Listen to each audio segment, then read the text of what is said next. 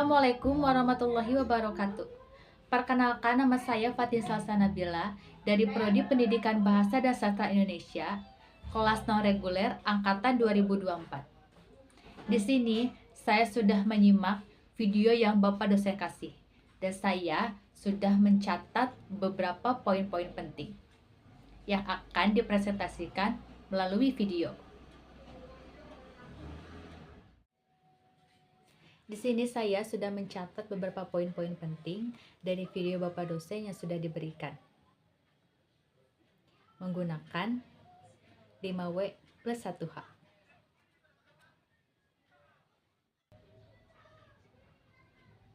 Di sini saya sudah menyimak video dari Ustazah Oki Setiana Dewi tentang cara memanfaatkan waktu di masa muda agar lebih bermanfaat.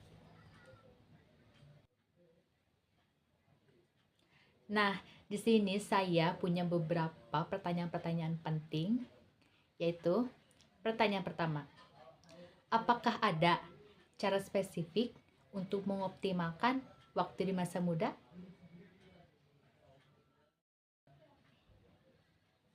Nah, jawabannya pasti ada dong.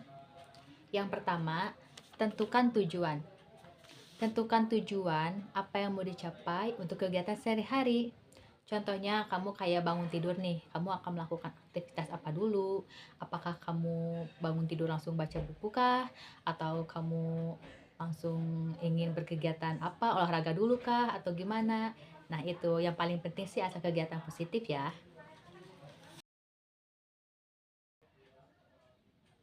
Nah yang kedua itu ada atur jadwal. Susun rencana yang ingin kamu rencanakan. Misalkan kamu kan tadi sudah dibahas ya tentang bangun tidur, kamu mungkin olahraga dulu kah atau gimana. Mungkin kalau di zaman sekarang tuh ada istilah kayak a day in my life. Nah, mulai dari bangun tidur sampai mau tidur lagi, dari olahraga kah, sampai akhirnya kamu mungkin bertemu dengan teman-teman kamu. Nah, kayak gitu. Pastinya kegiatan yang positif yang bisa membangun kita gitu ya, bukan kegiatan-kegiatan yang negatif seperti itu.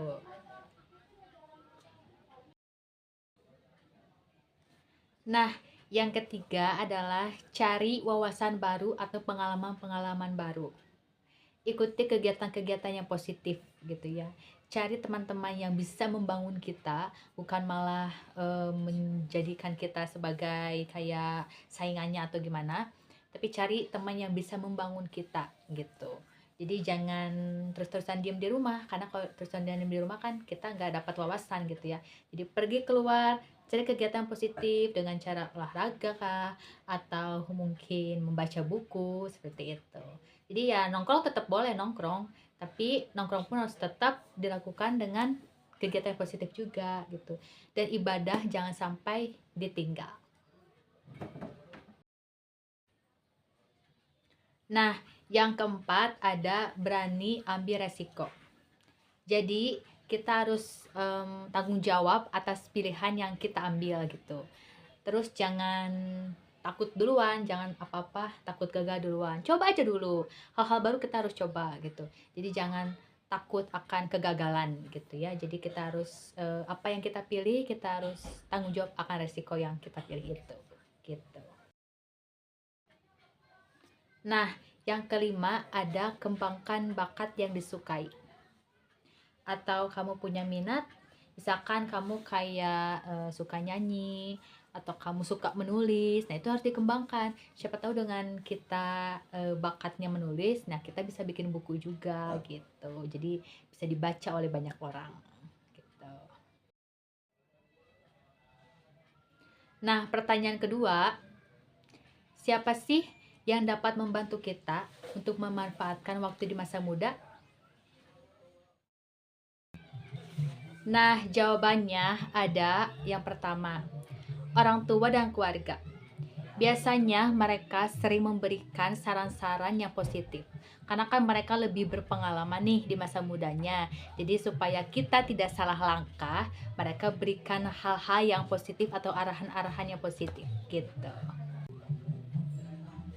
Nah, yang kedua ada guru.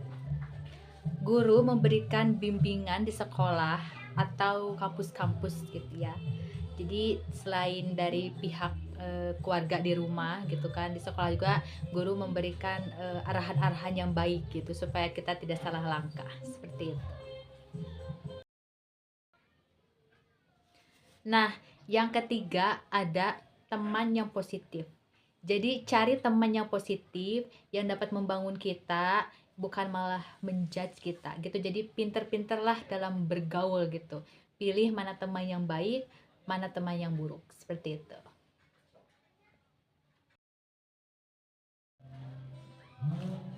Nah, yang keempat ada tokoh inspiratif. Jadi kalian harus cari atau kalian jadikan role model itu sebagai tokoh inspiratif buat diri kalian sendiri. Contohnya kalau saya pribadi, saya suka sekali sama Maudy Ayunda. Beliau itu public figure, beliau juga seorang pemain film juga. Tapi di sela-sela kesibukan syutingnya, beliau tidak melupakan pentingnya pendidikan. Apalagi beliau mengenyam pendidikan di luar negeri, lulusan S2, yang itu bikin inspirasi saya sendiri gitu, bahwa perempuan itu juga bisa melakukan segala hal gitu kan. Contohnya kayak tadi Maudy Ayunda kan, beliau artis gitu kan. Jadi di sela-sela kesibukan syuting tapi beliau juga bisa mengerjakan tugas kuliahnya dengan selesai. Nah, itu yang bikin saya jadi salut dan terinspirasi gitu. Jadi kalian harus jadikan satu tokoh itu sebagai tokoh inspiratif kalian, jadikan role model. Yang penting tokoh yang kalian mau inspirasiin itu yang positif gitu dan bisa membangun diri kalian pribadi juga. Nah, yang keenam ada dari diri sendiri. Kesadaran dari diri sendiri merupakan kunci utama untuk melakukan kebaikan di masa muda. Karena diri sendirilah yang tahu benar atau salahnya jalan hidup. Diri sendirilah yang menentukan kita mau kemana, mau bagaimana, seperti itu. Nah, pertanyaan ketiga, kapan waktu yang ideal untuk memanfaatkan waktu di masa muda? Jawabannya, dimulai dari sejak dini.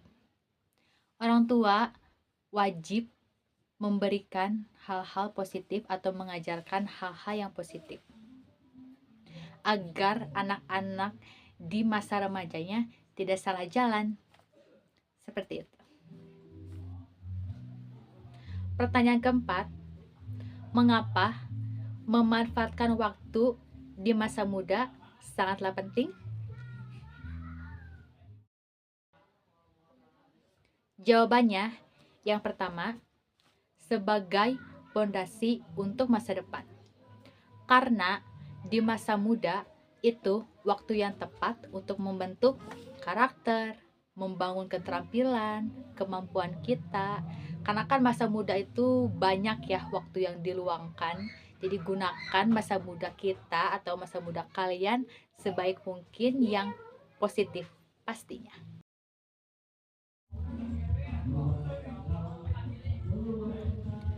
Memanfaatkan masa muda itu sangat penting karena yang kedua ada kemampuan yang optimal. Nah, masa muda itu kan otak itu lebih fresh ya, tidak terlalu banyak beban pikiran, meskipun ada aja masalah yang dipikirkan, tetapi kan lebih fresh aja gitu karena masih belum terlalu memikirkan yang hal-hal yang berat gitu. Jadi otak tuh lebih optimal, lebih fresh untuk mencerna informasi lebih cepat.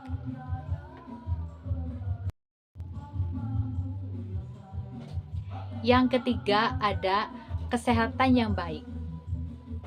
Daya tahan tubuh di masa muda itu lebih kuat, lebih strong, lebih fresh gitu. Jadi caranya kita harus menjaga kesehatan kita itu dengan menjaga pola hidup kita supaya di masa tuanya kita tidak sakit-sakitan. Nah gitu. Jadi masa muda itu masa-masa kesehatan masih baik-baiknya. Jadi gunakan hal-hal yang bermanfaat untuk kita dan untuk orang lain. Nah, yang keempat ada mengapa masa muda itu sangat penting? Karena itu dapat menghindari masa tuanya itu sedih gitu ya. Jadi kita harus memanfaatkan masa muda sebaik mungkin agar tidak masa tuanya tuh tidak merasakan penyesalan karena kenapa ya dari dulu nggak bikin ini, kenapa ya dari dulu nggak ngelakuin ini gitu. Jadi lebih gunakan waktu sebaik mungkin nih mumpung kita masih muda agar masa tuanya tuh tidak banyak penyesalan. Seperti itu. Pertanyaan kelima, di mana kita harus belajar mengembangkan atau memanfaatkan waktu di masa muda?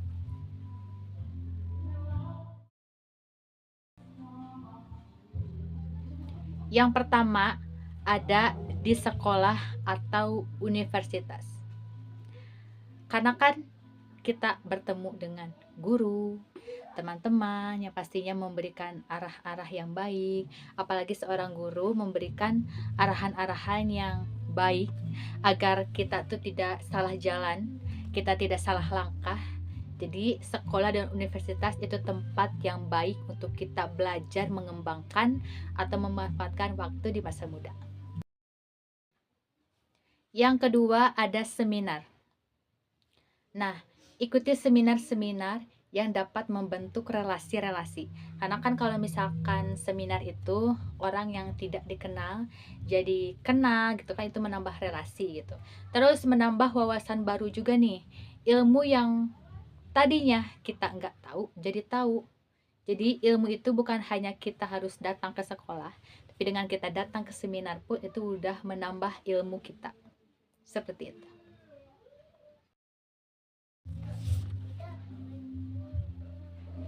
Yang ketiga ada soft skills dan hard skills. Nah, soft skill di sini tuh misalkan contohnya ada mahasiswa yang ingin kerja part time. Nah, itu kan termasuk soft skill juga. Jadi ketika dia lulus, dia sudah terbiasa nih ingin kerja full time. Dia akan terbiasa karena dia sudah bekerja part time nih gitu. Jadi dia nggak kaget akan dunia pekerjaan gitu. Itu termasuk soft skills. Hard skill itu bisa berupa dengan kita belajar bahasa Inggris, kita ikutan kursus-kursus bahasa Inggris gitu. Kita ikutan kursus-kursus komputer dengan cara kita bisa mengoperasikan Microsoft Office kayak Word, Excel, PowerPoint, coding. Nah, itu termasuk salah satu hard skill gitu. Itu kan gunakan waktu sebaik mungkin itu gitu. Jadi pengetahuan bukan hanya sekedar di sekolah saja, tapi dengan di luar itu termasuk pengetahuan gitu. Pertanyaan keenam ada, bagaimana cara mengoptimalkan waktu di masa muda?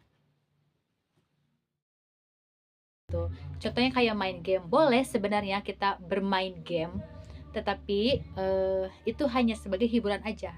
Jangan dijadikan kebiasaan untuk malah jadi ngerugiin diri kita sendiri gitu. Nah, di video kedua saya akan menjelaskan beberapa poin-poin penting tentang seorang laki-laki yang pastinya pintar dan beliau adalah seorang pencipta AI. Siapakah beliau? Siapakah beliau ini? Beliau seorang pemuda bernama Davin Sudirjo. Beliau lulusan dari kampus Stanford University dan beliau adalah seorang pencipta AI untuk pendidikan. Keren banget ya. Kapan dan di mana dia mendirikan perusahaan itu? Kapannya dia bergerak perusahaan tersebut dari tahun 2023. Baru-baru ini ya. Dan di mananya ya pasti di Indonesia gitu. Awalnya tuh berawal dari keisengan nih, dia melihat oh kok sistem pendidikan Indonesia tuh kurang ya gitu, kurang difasilitasi ya. Nah, akhirnya dia mempunyai ide lah, gimana caranya supaya sistem pendidikan di Indonesia tuh lebih baik lagi, yaitulah dengan cara membangun perusahaan AI tersebut.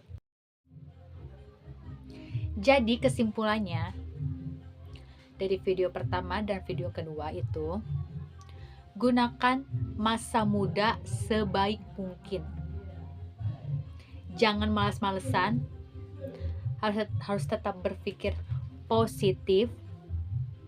Nah, tadi saya sudah jelaskan, carilah tokoh inspiratif kalian. Nah, Davin ini salah satu tokoh yang patut kita contoh. Umurnya di masa muda, dia sudah membuat perusahaan untuk pendidikan di negara Indonesia ini. Gitu. Jadi, gunakan masa muda dengan baik. Tetap berpikir positif. Jangan netting mulu alias negative thinking.